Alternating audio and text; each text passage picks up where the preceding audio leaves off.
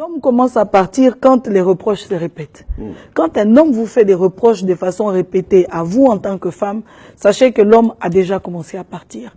Quand il se plaint de votre hygiène, quand il se plaint de votre façon de gérer l'argent, quand il se plaint de votre caractère, quand il se plaint de votre façon de tenir la maison, quand il se plaint des heures auxquelles vous partez, vous rentrez, quand il se plaint de la cuisine, quand il se plaint de ce que vous durez trop à l'église et que vous passez moins de temps à la maison, quand il se plaint donc de la façon dont vous vous habillez, de l'éclat qui a baissé, quand il se plaint de la forme, quand il se plaint de toutes ces choses, sachez qu'il a déjà commencé à partir.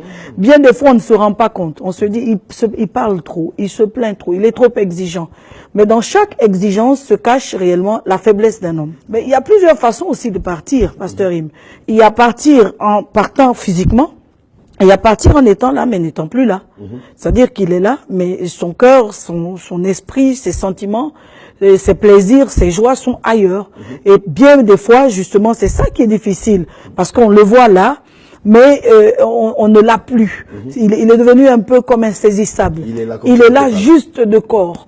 Mais à l'intérieur de lui, tout ce qu'il y a qui le fait, en réalité, est déjà parti.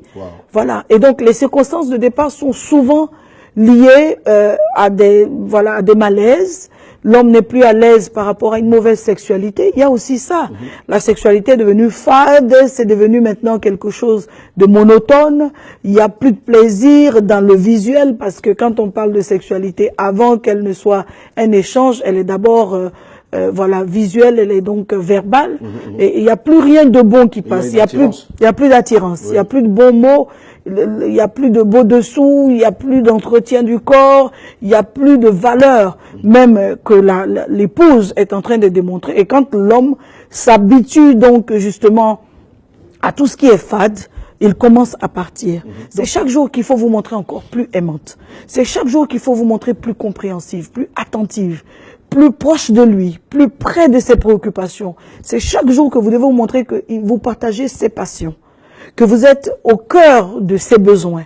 C'est chaque jour qu'il faut se montrer donc une partenaire qu'il découvre d'un point de vue sexuel, une amie qui découvre d'un point de vue donc de votre capacité à l'écouter, à l'épauler, voilà, à communiquer, une partenaire d'un point de vue à le soutenir dans les moments difficiles, parce que ça peut arriver aussi qu'un homme traverse des moments difficiles. Il y a aussi l'environnement qui peut jouer avec le départ d'un homme.